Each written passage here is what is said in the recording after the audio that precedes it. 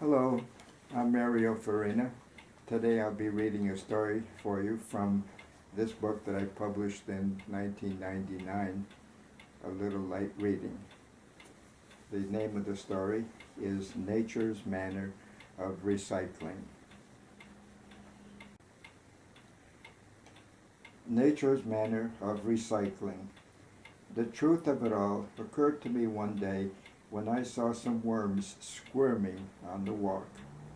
It had been raining.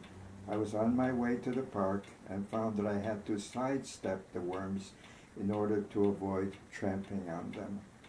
I remembered that a year ago, under similar circumstances, I had seen creatures like these and had to do the same kind of dodging to avoid stepping on them. But those creatures that I had seen a year ago, were they merely like the ones that I had seen today, or were they the very same ones? They were the very same ones, I hypothesized. Yes, they were the very same ones. And so the theory of how nature recycles was born. Now, it had to be proved. Scientists tell us that about 20 billion years ago, everything there is was concentrated in a tiny little speck of matter, no bigger than a grain of dust. The particle exploded, and all of creation began. The explosion was named the Big Bang. The Big Bang is still occurring. It is thought that at some time in the future, the explosion will cease and an implosion will begin. Then everything there is will be squeezed into the very same little bit of matter that started it all. The smidgen will explode again, and everything that there was will begin all over again, and everything that ever happened will happen again, and so on. We'll live our lives all over again in exactly the same way, for exactly the second time, the third time, the 100th, and even the billionth or trillionth time. My theory is that we all recycle, that everything recycles.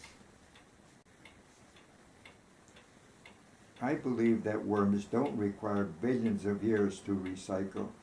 I think they do it every year. The worms that I saw on the walk were the very same ones that I had seen the previous year. Why would nature bother to create brand new worms continuously when the same old ones will do? And who is to know the difference? Certainly, birds don't care whether a worm is a new one or one that was recycled. The theory doesn't end here. What about cows, pigs, chickens, ants, cats, even fruits and vegetables? I think dogs recycle every 20 years or so. I see dogs today that are the mirror image of Scampy, a dog I loved in my childhood. Flies? Why not? Have you ever seen a fly in a restaurant? One that's buzzing around your plate? This could very well be the same fly that did the very same thing last year in the very same restaurant. When you go shopping, take a look at the meat. Doesn't it appear to be the same meat that you saw last week? And the carrots, eggplants, potatoes? If you look carefully among the potatoes, I'm sure you'll see one that looks exactly like the one that you saw only a week ago. My wife Ann and I tried an experiment with onions. We went to Price Chopper in Troy and selected an onion, and we said, this will be our onion. Let's observe whether we see it next week. We did indeed. We did see it the following week. It took a little digging among the other onions, but we found it. It was the very same one. It had probably been purchased the week before and consumed. but nature had not allowed its existence to be terminated. In some mysterious way that my theory doesn't address, it had been recycled and was waiting for us in the vegetable bin the following week. We decided to purchase this onion and bring it home. During the week, Ann and I could not bring ourselves to eat it since, in a sense, it had become part of the family. To further test my recycling theory, we went to the Price Chopper in Troy and to the one in Hudson to see if we could find an onion exactly like ours. We couldn't. This was as we had expected, since our onion was located safely at home. Oh, there was one that looked like our onion, but upon closer observation, we found that it was a tiny bit smaller. Our onion at home finally went bad and had to be thrown out. Sure enough, there it was, back in the marketplace the next time we shopped. We were delighted to see it again. There are no exceptions. Everything recycles. It could be water that comes out of your sink, the soap that you purchase, the oranges, butter, cans of tuna fish, bottles of Coke, and so on.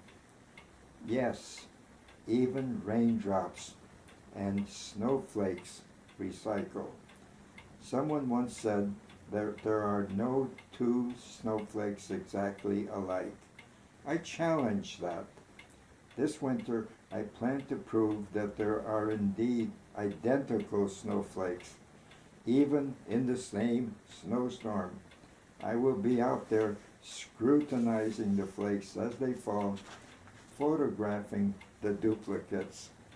You'll see. As I write this on the word processor in the library, I see an individual observing me from across the room. I won't let on, but I think I remember a fellow with the same kind of mustache and bald spot and wearing a white suit some 40 years ago in a pleasant little rest resort named Affable Acres. Could this be the same person recycled early? Uh-oh, he's coming my way. That's the end of the story. Thanks for looking. Thanks for listening. I'll tell you another story tomorrow.